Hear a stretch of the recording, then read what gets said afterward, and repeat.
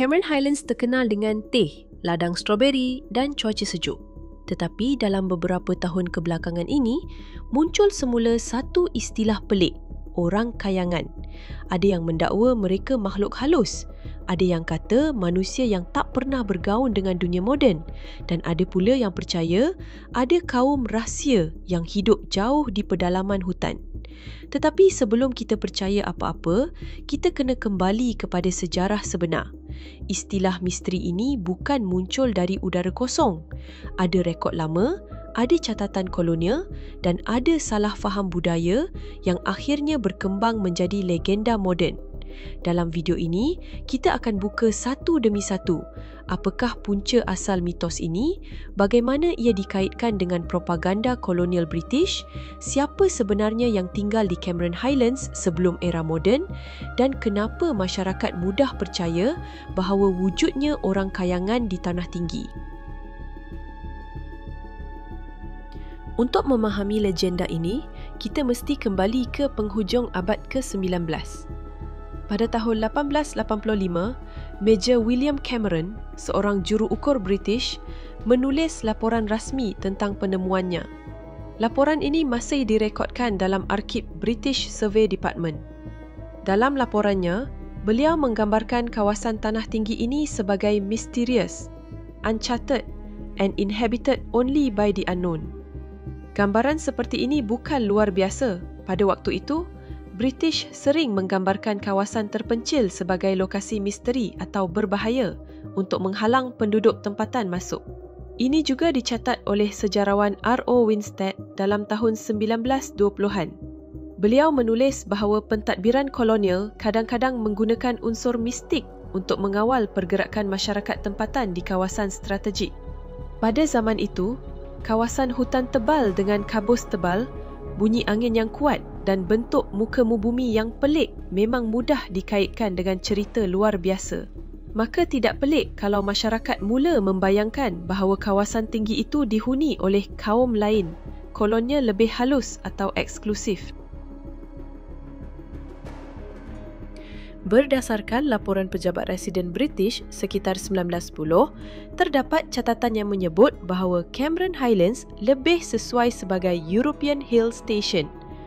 Dalam laporan sama, ada beberapa rujukan bahawa kawasan itu tidak sesuai untuk masyarakat Melayu biasa.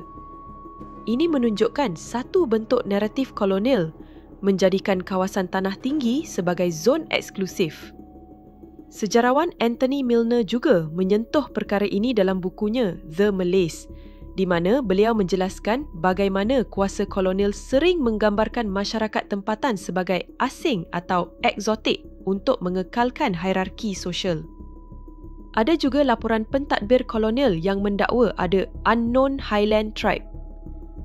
Ramai penyelidik moden percaya dakwaan itu bukan berdasarkan bukti, tetapi lebih kepada salah faham budaya dan imajinasi pegawai kolonial. Justru, propaganda itu bukan secara langsung mencipta orang kayangan, tetapi mereka memang membina naratif tanah tinggi misteri yang akhirnya memberi ruang kepada mitos ini berkembang. Inilah bahagian paling penting. Berdasarkan kajian etnografi Werner Muller dalam bukunya The Semai, A Non-Violent People of Malaya, serta kajian antropologi oleh Profesor Geoffrey Benjamin dari Nanyang Technological University, Cameron Highlands sebenarnya merupakan tanah adat orang asli Semai dan Temiar. Mereka hidup dalam kumpulan kecil, berpindah mengikut musim dan sangat bergantung kepada ekosistem hutan. Mereka juga memiliki amalan spiritual tersendiri seperti ritual nyanyian, tempat keramat serta pantang larang tertentu ketika masuk hutan. Gaya hidup mereka senyap, tidak agresif, tidak suka bergaul dengan orang luar, menyebabkan mereka sering disalah baca oleh pelancong awal. Ditambah pula dengan pakaian tradisi, rambut panjang dan penggunaan peralatan hutan, mereka kelihatan lain bagi masyarakat luar yang tidak biasa melihat budaya orang asli. Dalam banyak cerita orang kayangan, gambaran yang diberikan sebenarnya sangat mirip dengan kehidupan Semai dan Temiar, bukan makhluk halus. Dalam beberapa tahun ini, muncul kisah-kisah viral seperti terjumpa perempuan berpakaian putih di tengah hutan, nampak lelaki berjubah jalan seorang diri dalam kabus, dengar bunyi muzik dalam hutan walaupun tiada orang. Kes-kes ini sebenarnya boleh dijelaskan secara logik.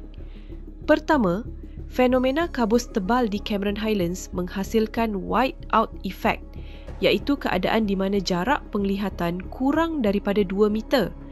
Dalam keadaan ini, pokok kecil pun boleh nampak seperti tubuh manusia. Kedua, pantulan bunyi di lereng bukit menghasilkan natural echo chamber.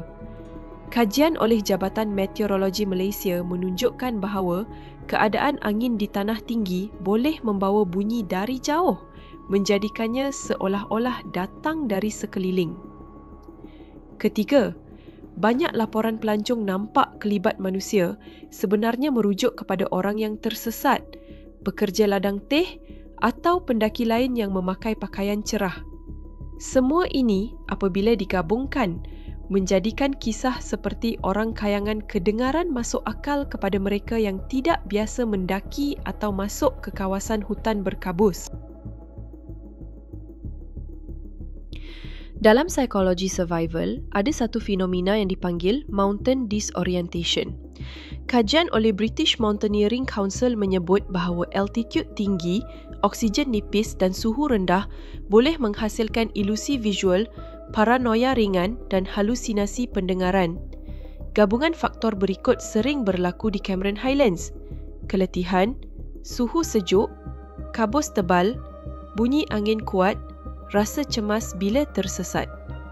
Dalam keadaan seperti ini, minda manusia cenderung mencipta naratif untuk menjelaskan apa yang mereka nampak, dan itulah sebabnya orang kayangan menjadi legenda yang mudah dipercayai. Cameron Highlands bukan rumah makhluk kayangan. Ia rumah kepada sejarah kolonial, pekerja ladang dan komuniti orang asli yang sudah menjaga tanah itu selama berabad-abad. Mitos orang kayangan bukan datang dari dunia gaib. Ia datang dari salah tafsir manusia, dari catatan kolonial yang kabur, dari rasa takut dalam hutan berkabus dan dari keindahan sebuah tanah tinggi yang kita sendiri tidak pernah fahami dengan jujur. Kadang-kadang misteri bukan kerana sesuatu itu luar biasa, tetapi kerana kita sendiri tidak melihatnya dengan mata yang benar. Dalam setiap kabus Cameron Highlands, bukan makhluk kayangan yang bersembunyi, tetapi sejarah yang menunggu untuk difahami.